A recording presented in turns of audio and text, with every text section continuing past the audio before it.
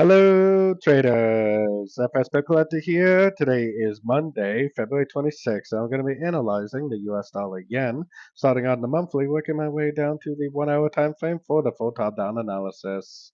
So on the monthly, I still think that we're trending up very clearly. I mean, we possibly could be in a wave 5, but either way, I do think it is going to go up and make a new high.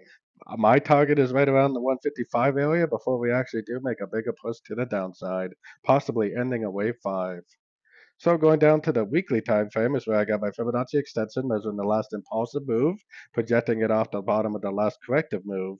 Now I do think it needs to take out the high of wave 5, which is why I think the 78% is not going to be the level that it holds. I think that the level it holds is more likely the 100% Fibonacci extension, which, like I said, is right around the 155 area. So let's take it down to the daily time frame. On the daily time frame, we are definitely closing above the 78%, which is a really good indication that it will take out the high.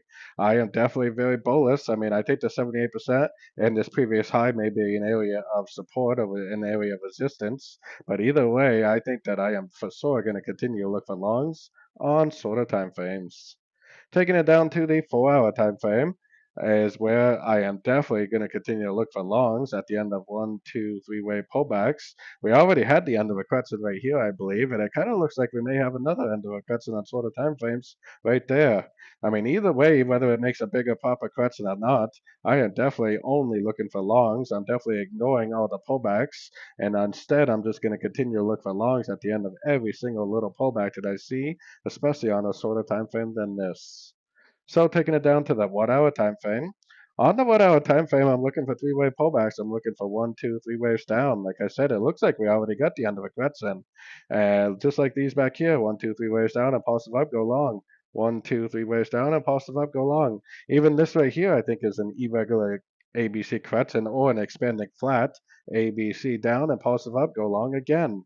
So what am I doing right now? I am definitely ignoring any moves I see to the downside, but instead I'm patiently waiting for the next pullback to go long again for the continuation of this uptrend.